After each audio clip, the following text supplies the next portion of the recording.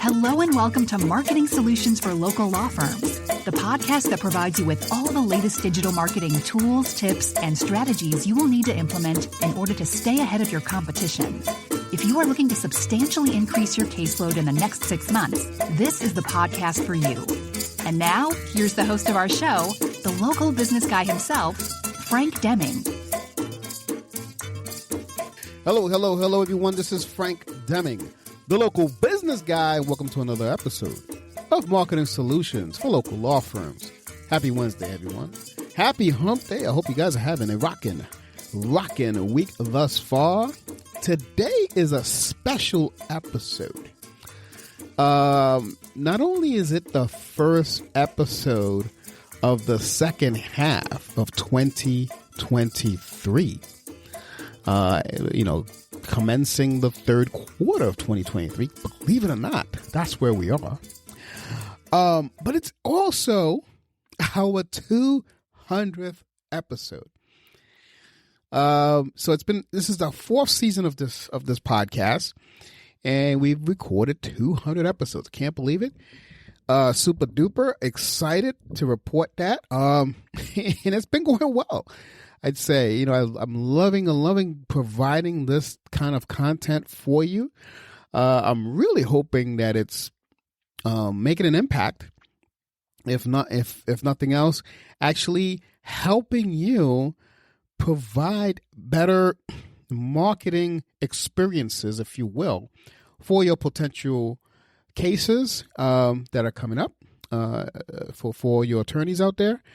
And if you're not an attorney, a lot of these practices really you can use for your own businesses that I use. A lot of these strategies that we talk about on the show, you can use for your own businesses. And even on the Meet the Attorney episodes, which, by the way, I have another one of those coming up next week. Even on those, you can learn something because it's for your business for the most part.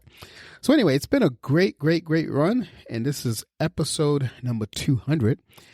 And this episode is actually brought to you by one of my prospects. Is a gentleman I know who recently was thinking about, probably by now, by the time this episode is airing, has launched his own firm. But he had a question for me because he had read somewhere, and I don't want to say what he read, but basically the question was, it was an ethics question. In other words, ethics of lawyer advertising. So I wanted to go over that because he had read some stuff, and it was a very detailed. It was a very detailed article that he actually showed me, and I don't want to get into all the specifics, but the way he read it, it was something to do with ethics for lawyer advertising. But there are guidelines, and I showed him about and he's kind of saw these guidelines as well, but he just wanted to make sure because there was kind of conflicting information there, and I could see where it got a little confusing. But it's, I showed him some of the guidelines from the American Bar Association, and and showed him some few things of the ethics. So I wanted to kick off this week with this week's episode with and this quarter, I should say.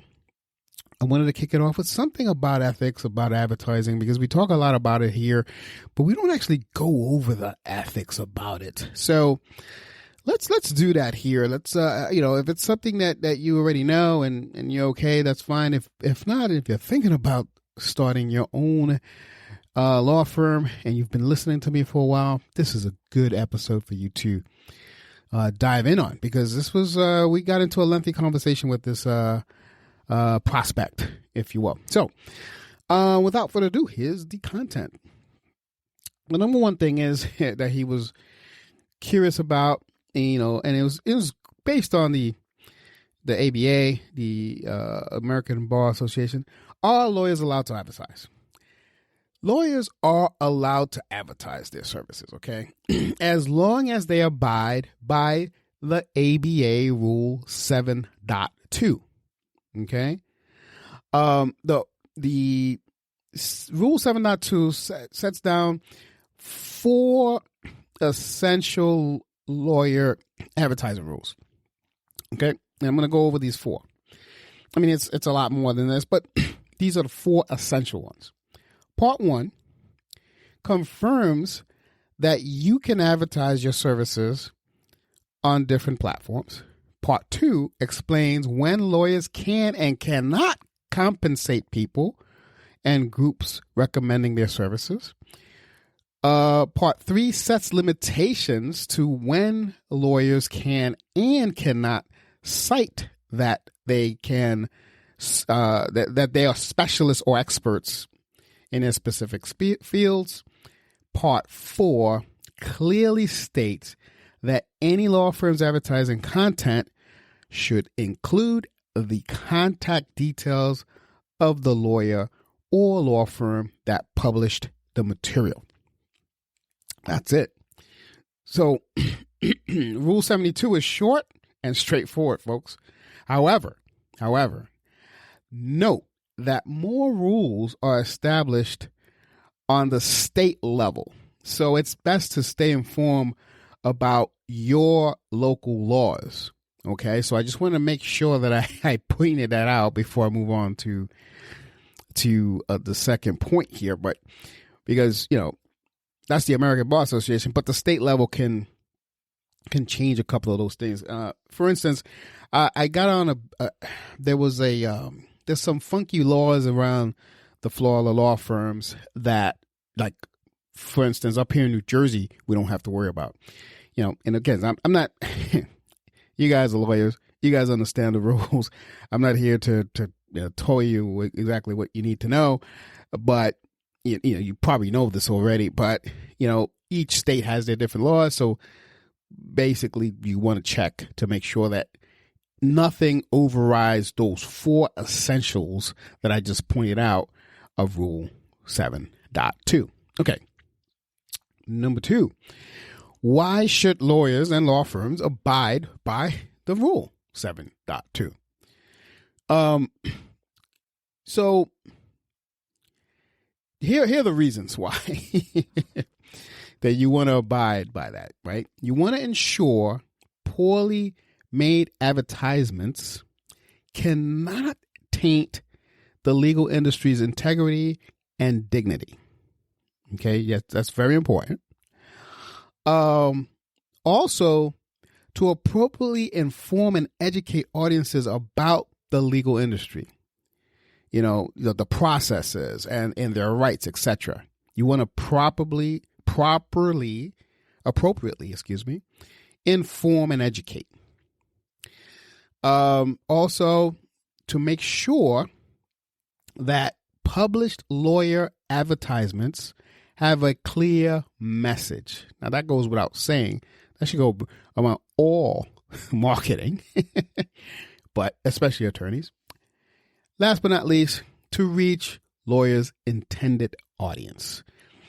That's why lawyers or law firms abide by that rule, period. Okay? Now, just before I move on to the next one, remember, there's a lot of, as the typical lawyer answer is, it depends. There's a lot of it depends on these things. So Rule 7.2 serves not to limit, but to regulate advertising for lawyers. Okay, it's kind of like a guide to ensure that the advertisements you produce contribute to the positive image of the legal industry as a whole, basically. So that is what Rule 7.2 really serves you as. Okay, so I just want to make that point before I move on. Number 3. So another major question is, what can I include in my legal advertisements? Now, this is a big one, okay? Because again, check your local laws. But I am going to keep it safe. We'll be back after a quick break.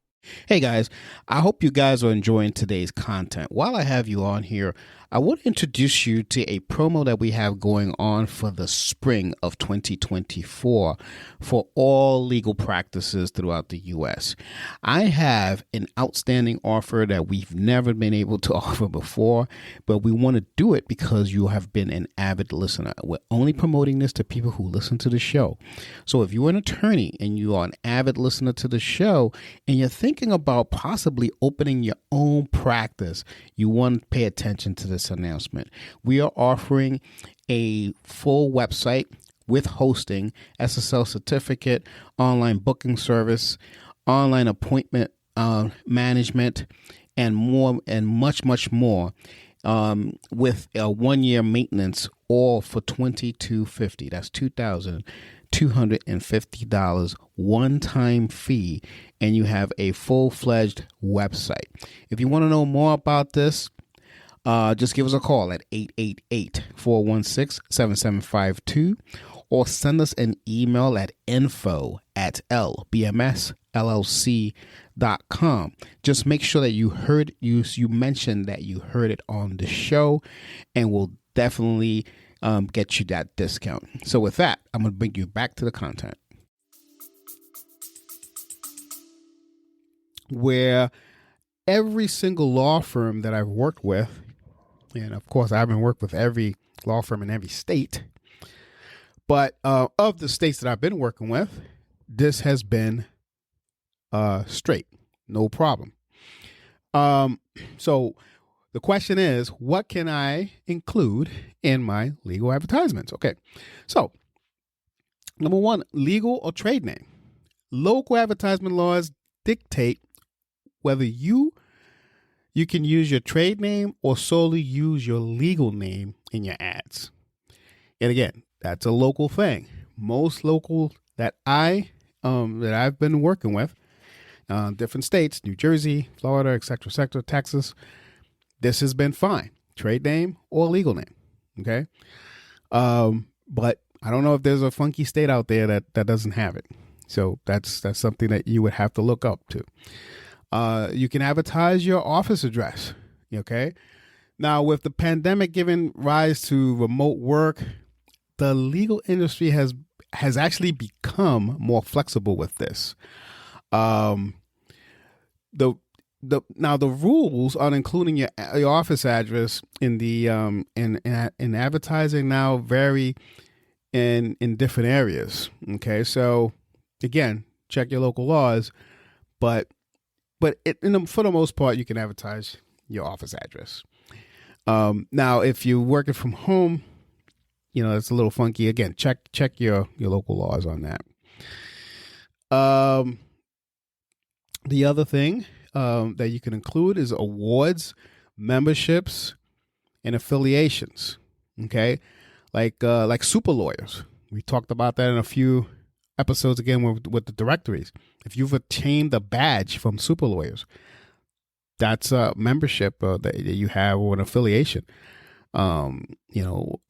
Stuff like that's very important. So including your awards that you have in your advertisement to boost your client trust is awesome. You can do this, and this goes across the board. I have not seen this in any of our clients that they couldn't do this. So this is very, very, very important. Rates and fees is something that's good that you can include. And not a lot of people like to do this.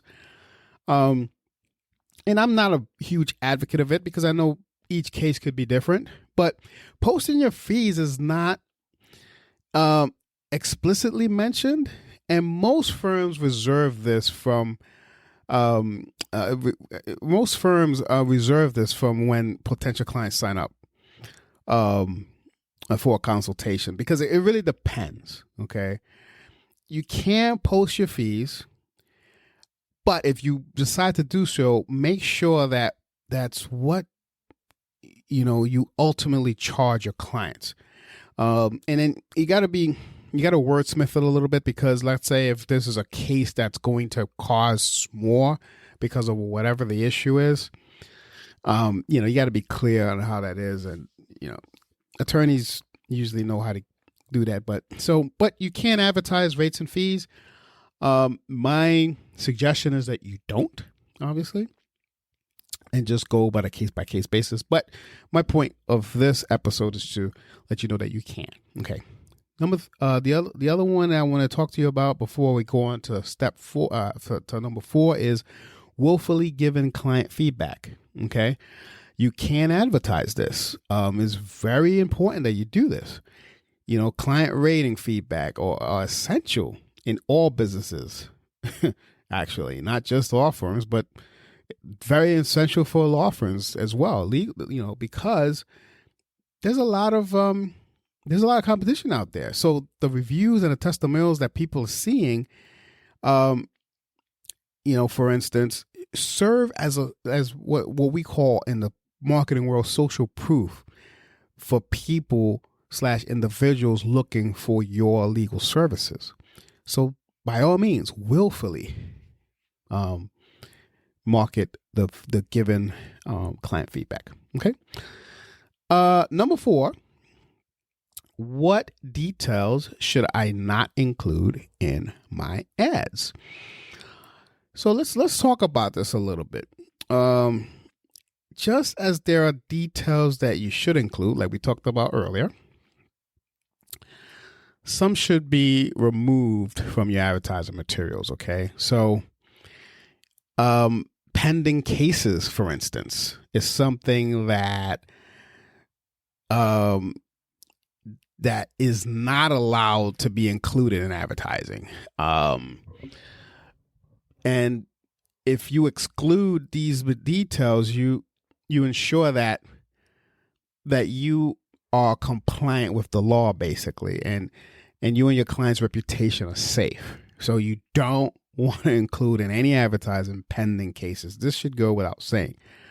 You shouldn't even mention, I'm working on a case right now that blah, blah, blah. No. I saw a video like that not too long ago. I don't want to say who it was, but I was like, oh, wow, that's a huge no-no. False or misleading statements should not be included in your advertising. Here's what I mean. False and fictitious details about your firm that can mislead the public is what I mean. And, it kind of, it defeats the legal industry's aim for truthfulness and transparency, because that's what the legal industry is supposed to be.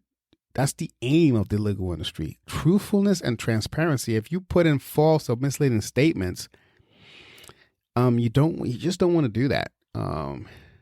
Unofficial titles. Like for instance, if you in the past, in the other question that this person asked me, what can you be included? Yeah, if you have an award, taunt that. But if you have not received an award, or if you have, let's say you're an associate, and you've been told by your partners that you're going to be made partner, but you're not made partner yet, and I falsely advertised that you're a partner, but you're still an associate. That's not good. So let's watch that. Unofficial titles is something that you should not include in your advertising. Vague pricing and descriptions. Let's go back to pricing here. Don't put words like cheapest or best or lowest in any of your advertising. Never, ever, ever do this. When you say, "Oh, I'm the best litigator," it's not good. You should not advertise that. There are ways around that, and if you want a conversation on how to wordsmith that, and most attorneys are great at wordsmithing, so I don't even need to offer that. But I'm just saying, as a marketer, I see this a lot: cheapest, best, lowest. You just don't want to use words like that. I'm going to get you the best result. This is a no-brainer win for this case. You don't want to do things like that in your advertising. Okay. Staged client feedback. We talked about client feedback being important, but if you stage it, it's not good to do it in your advertising. In other words, I've seen people who've paid people to write a review for them. That's not good because that's staged. It's not authentic. Be authentic, folks. Be the most authentic attorney there is. So you don't want to falsify a 5-star review. You just don't, I've seen it, unfortunately, as well. And it's not good. Not a good thing. The last question that was asked of me during this conversation that I had with this potential client was, what is the difference between lawyer advertising and solicitation? Now, let's get into this a little bit. Lawyer advertising and solicitation are two different terms. Okay. You should know them to ensure that advertisement is done ethically. So I'm just going to go into the both terms. Lawyer advertisement, or advertising, is advertisements made for lawyers and law firms target and specific population instead of an individual. So advertisements made for lawyers and law firms target a specific population instead of an individual. Lawyer solicitation, okay, because of the ABA Rule 7.3, which we have not talked about, but I can actually put a link to that specific rule in the show notes if you guys want to take a look at it. But anyway, because of ABA Rule, that's the American Bar Association, by the way, ABA Rule 7.3, it states that advertising should be directed to the public and not to a single person. Solicitation to a single person is unethical, especially when it's done for the lawyer and the firm's financial interests. Okay, so that's the difference between lawyer advertising and lawyer solicitation. So there you have it, folks. Those right there are the 5 practical answers. Practical answers to 5 common questions when it comes to ethics of lawyer advertisements. These are questions that were asked of me. These are things that I've seen over the years of marketing and working with attorneys. So I wanted to bring that to you if you're out there thinking about, taking on your own firm or what have you, and you didn't know these things. I think this will be cool. Again, I'm going to put a link to the ABA Rule 7.3 because we didn't talk about 7.3, but I gave you a little synopsis of what it says. But so if you want to check it out, you can.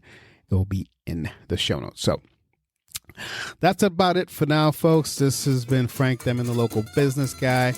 Next week we have our Meet the Attorney episode, and I think you're gonna love it. I'm gonna introduce you to a very powerful attorney. So stay tuned for that. But until then, this has been Frank Deming, the local business guy. Take care and bye for now. Peace out. Thanks for listening to another episode of Marketing Solutions for Local Law Firms, the podcast that provides you with all the latest digital marketing tools, tips, and strategies you will need to implement in order to stay ahead of your competition. If you would like to know more about the topic we discussed in the show today, reach out to Frank and his team at 888-416-7752 and schedule a discovery call with one of the marketing consultants. If you'd like to be a guest on our show, send an email to podcast@lbmsllc.com and we will put you on the schedule. With that being said, until next week, make it a successful digital marketing day. Peace out.